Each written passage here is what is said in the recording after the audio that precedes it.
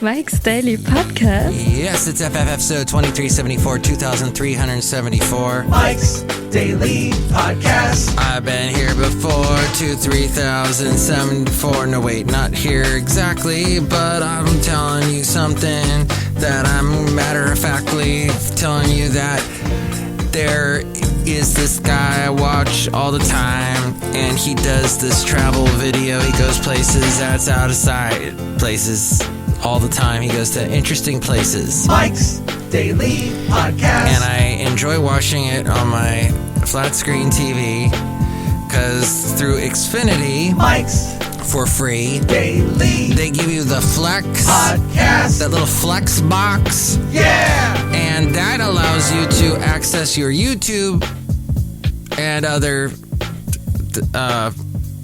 services.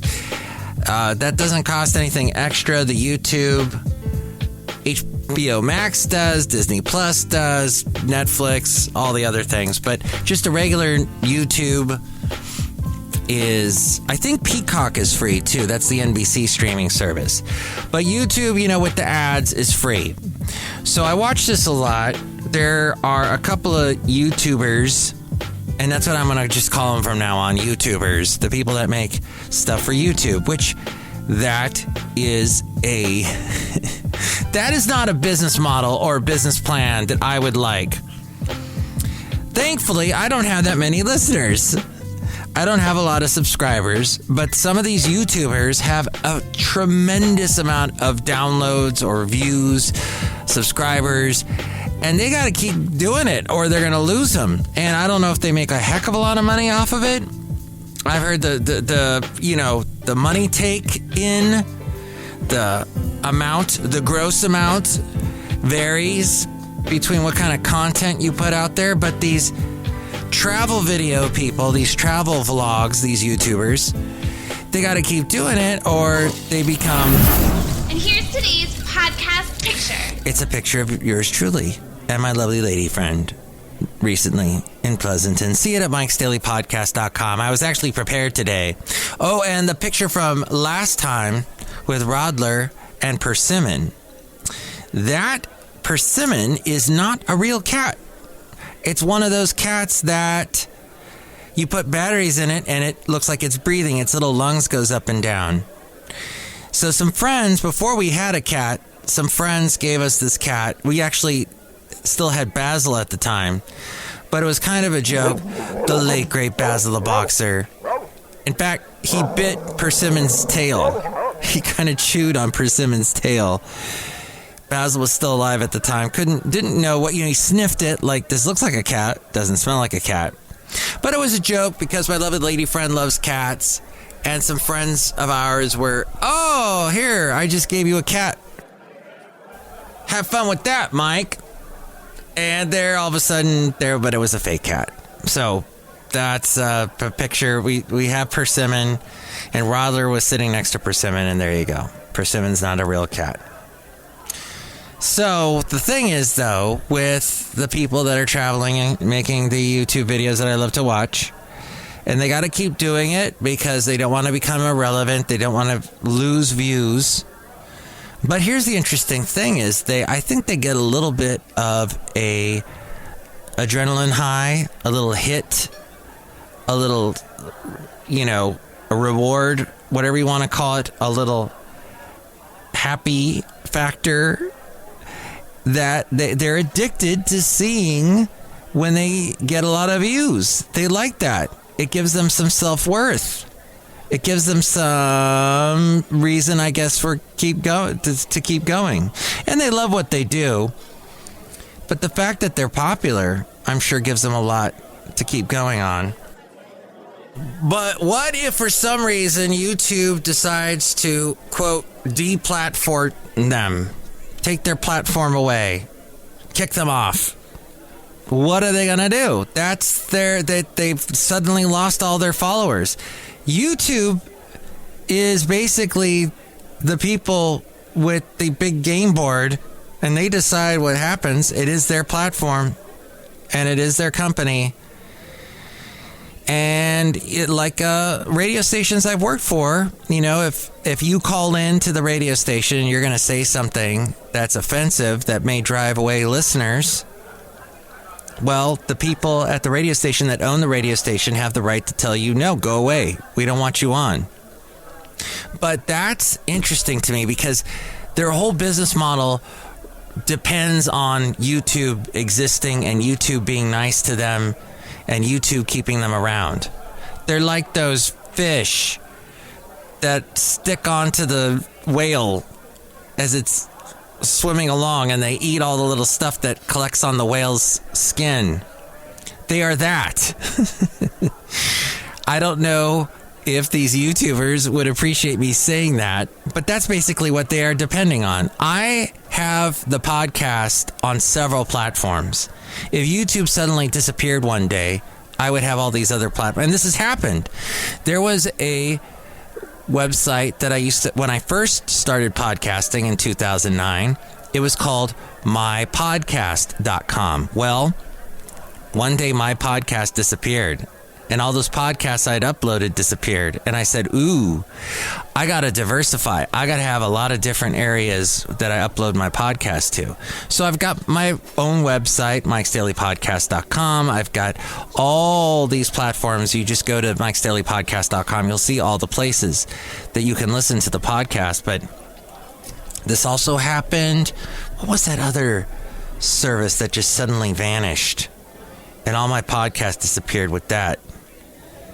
That was it was a website. Yes, I used to be on a website called blog.com. And yeah, that's a perfect name for a blogging website. And I actually nobody else had it. So what you would do is they basically create a website for you. So you'd come up with, like, let's say MikeMatthews.blog.com. And I didn't go with that, though. I went with podcast.blog.com. Nobody else had that at the time. And I thought, ooh, I'm super, I'm special. I'll be easy to find. Great way. I'm doing a podcast here. People will be able to find it. No. Blog disappeared. Blog.com, if you do a search, and yours truly is going to do a search right now, and it's not blob, but blog.com. And it apparently does not. There's a blogs.com, but I don't see blog.com. Email subscriptions, feed burner. Well, there is some kind of a support.blog.com, so I guess they exist in some way, but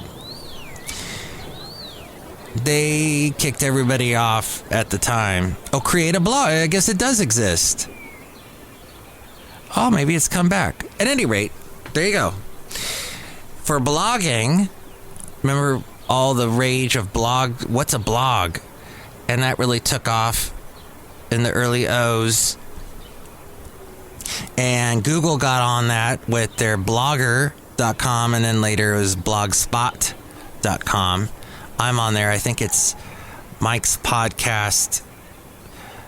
Yeah, there is a Mike's Daily Podcast.blogspot.com. At any rate, so they might get a little criticism from time to time from their viewers.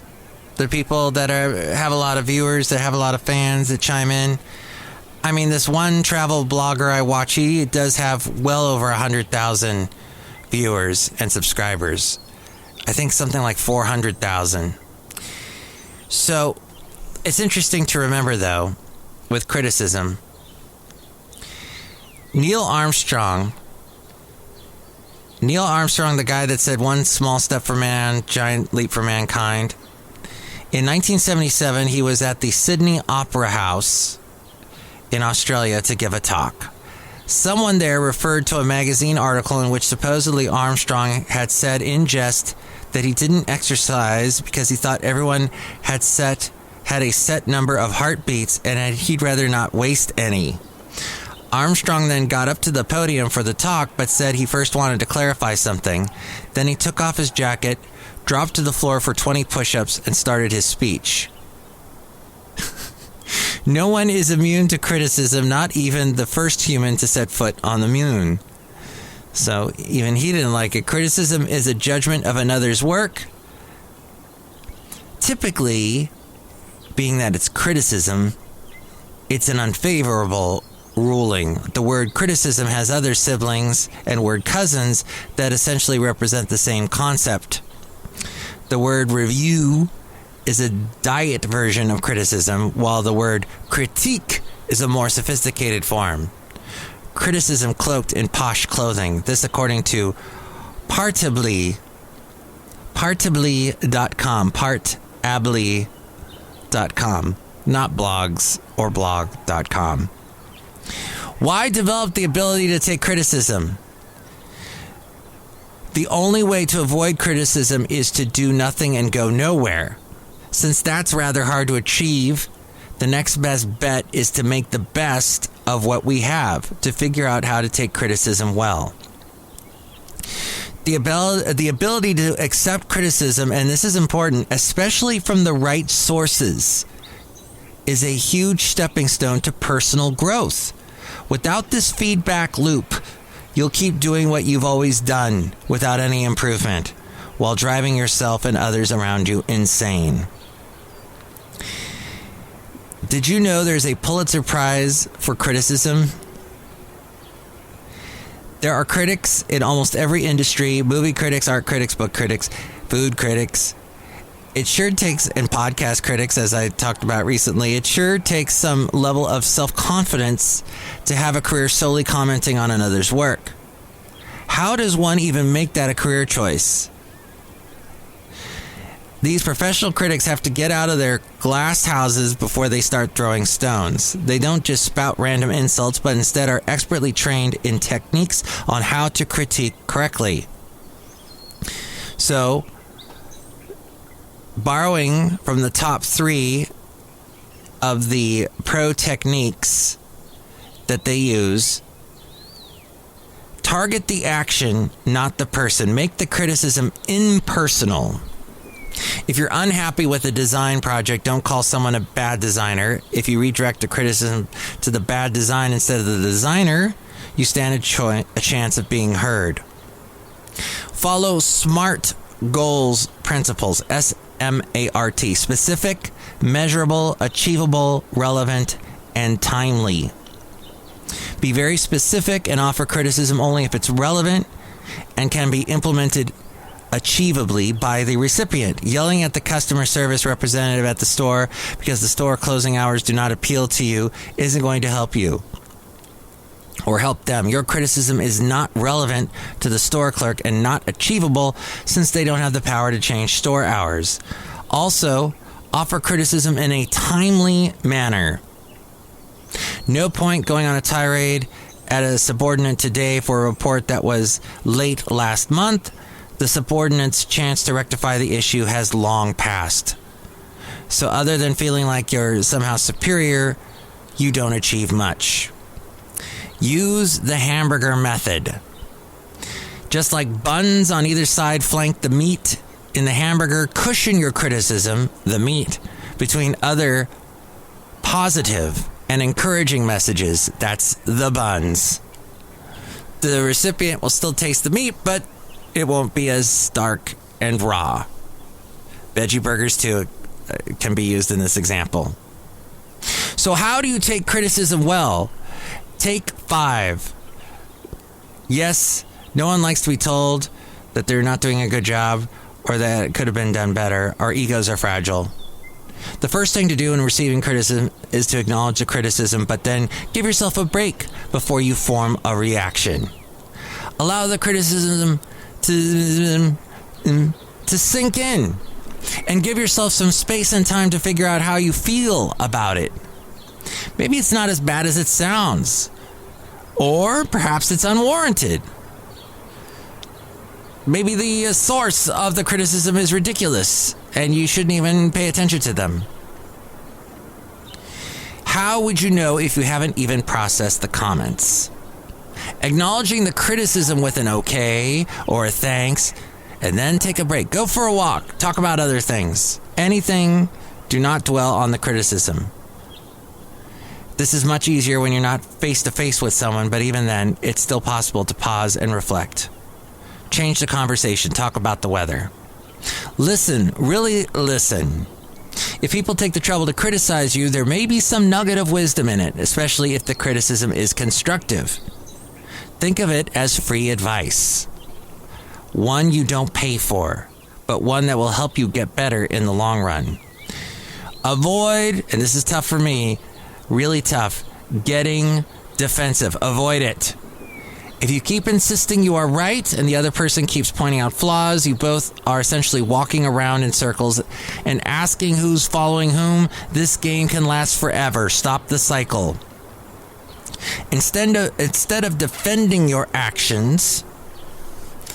Oh, by the way, speaking of sources, if your source is a troll, yeah, automatically you can just disregard. Instead of defending your actions, reflect on what's causing the difference of opinion. There may be a growth opportunity right there. Some critics tend to be petulant children. You can argue and reason with them, but you are wasting your time. Filter the trolls out. They are not worth your time. If there's nothing positive to be gleaned from the experience, ignore the criticism and walk away. But be grateful for criticism. Counterintuitive as it sounds, we ought to be grateful to have people in our life that disagree with us. Having sycophants who flatter us every step of the way is a surefire way to end up in a delusional hell. It helps to remember that some people who offer positive criticism are interested in your welfare. There you go. This is fantastic. I think. I'm not giving them criticism. I'm giving them praise. They're at partably.com. Thank you for that from their article, How to Take Criticism Well, also How to Be a Good Critic. Partably, partably.com. Now, something else I wanted to bring up, because this is a podcast about trying to be helpful to people and, give you some helpful thoughts and advice. And blogs.com is powered by Bluehost. Tell your story your way. And then blog.com, I know I'm fixated on this, but I guess it allows you to create a blog. Let's see. It says, nope. Oh, it wants you to sign in, so I guess you have to pay for it. Interesting. I guess they're not affiliated with the people that I used at one time that I got deplatformed from. A lot of people I know are dealing with back pain these days. You perhaps have at some point. There are a couple of tips I wanted to throw at you from webmd.com. Yes, the website that people go to when they don't want to see a doctor, when they don't want to spend all that time or money. It's really all about money. But avoid bed rest. This is to help you with your back and avoiding back pain. Studies show that lying down too much can slow recovery and raise the pain of back pain. Move. You may not want to move when you're in pain, but it's important to do as much as you can handle. Most back pain isn't serious, according to webmd.com, even if it may be painful. So not being afraid of motion and continuing to move despite the pain is something that's really important. Walking is a good choice you can do on your own. You can also work with a physical therapist to learn how to spot dangerous levels of pain and which moves are best for you. Consult a doctor, of course, before any of this. Pay attention to the way you hold your back when you sit. Keep good posture. Pay attention to the way you stand or walk or sleep, or what other postures you do, day-to-day activities. Good posture is when all the bones in your spine are correctly aligned. Poor posture can leave your back stiff and tense. Don't sit up in your bed, hunched over your laptop. That's a surefire recipe for back pain over time. If you must sit for a long time, use cushioned chairs. Hard seats won't support your back and may prevent you from sitting up straight. Use a comfortable desk and chair if you need them while working. General tips for good posture include keep your feet shoulder width apart, tuck your stomach in while you're standing. If you're standing for too long, regularly shift your weight from one foot to the other and from your toes to your heels. Roll your shoulders back and let your arms hang naturally on the sides of your body. And finally, relax. Back pain can be linked to stress, tension, and other non-physical problems. Massages, acupuncture may help and loosen muscles. Yoga, meditation, and other mindfulness practices may help lift your mood, stretch your muscles, and make you relax so you can better manage your back pain. There's some ideas. Consult your doctor. Some quick news. As we're outside a cafe anyway, somewhere in Podcastro Valleyton, the last place on earth, with Mike Matthews, some quick news. Once the biggest iceberg in the world was found to release over 167 billion tons of fresh water during a 3-month period and nearly 1 trillion tons in its lifespan, which could have a profound effect on wildlife. An iceberg bigger than Delaware. It's called the A68A iceberg. It was part of the Larsen C ice shelf on the Antarctica Peninsula. It broke off July of 2017. At the time, it was the biggest iceberg on Earth. However, when it broke off, it began to drift across the Southern Ocean. In December of 2020, the iceberg began to approach South Georgia Island, which is off the Argentina coast, about 1,000 miles off the coast. The island is home to many wildlife. The iceberg broke apart just before it could have hit the seabed. A collision could have seriously damaged the island's ecosystem and have killed a lot of wildlife. And they said the team found it released all this fresh water around the island in a 3-month period. Enough water to fill 61 million Olympic-sized swimming pools. This according to Yahoo.com. And finally, Adele has apologized to fans over Facetime for rescheduling Las Vegas Residency. Yeah, she's very popular. She's got that song Easy on Me that's really big. Broke all kinds of records. She's 33. She has rescheduled her weekends with it. And I tell you that because, of course, she names all her albums after her age at the time of when she releases the album. She's rescheduled her weekends with Adele shows. She chatted with a group of fans gathered at the Coliseum at Caesar's Palace where her first show would have taken place this past Friday. She reached out to fans herself to apologize for the late-minute cancellation, which came just one day before her first show was scheduled. She said that during the call, she would give them free merchandise and offered meet and greets when her residency eventually returns. Okay. And there was some kind of anti-vax walk today. Walk on the Capitol, I think. Something in Washington, D.C. Wow. Yes. Yours truly gets his booster tomorrow. And no, I have never done heroin. And I'm not addicted to needles.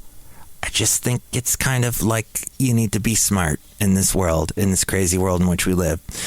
And I'm not going to get any kind of genetic therapy. So just calm down. And speaking of calming down, I'm going to be very, very busy next week. I am going to be filling in for somebody at work who does a lot of the production of commercials and programs and shows that we play on the radio, and I'm basically filling in for him for an entire week. So, yours truly will be quite busy. I don't know if I'll be able to keep the podcast daily. I've been doing it daily now for quite a few days, but this is going to be quite a big interruption. So, I would like to tell you, be patient. I'll have another podcast for you soon. Perhaps this would be a good time to go back and listen to past podcasts. I have done 2,374 of them, so you've got lots to listen to and lots to learn. As do I. But if you'd like to chime in about anything we covered today, 336MM Daily, 3 plus 3 equals 6, MM as in Mike Matthews Daily, as in what this podcast tries to be. Look who's here. Hello, Michael Matthews, it's Madame Rootabega, and I don't have any back pain right now. Oh. Another thing is just keeping in shape and, trying to keep in shape. And I've heard that doing stomach exercise, but you have to be careful. You have to really look into that because you can actually cause more problems with your back with some of the exercises people do. I know I did that to myself when I was younger, so. Yes, Michael Matthews, that's fascinating. Oh. Do you like to do sit-ups? Yes. Do you like to do pull-ups? Yes. Do you like to eat pull-ups? No. Do you know what those are? No. Those are those little things that used to be made out of yogurt, and they were like in a little cylinder, and you'd push it up because there was a stick underneath it. As kids, we ate a bunch of them. Look who else is here. Hello there, Mike. This is Valentino, the parking attendant. And this is Bison Bentley. Do you know that? Mike, you're making a big mistake getting that booster shot there. Yeah, booster shot. Do you know that?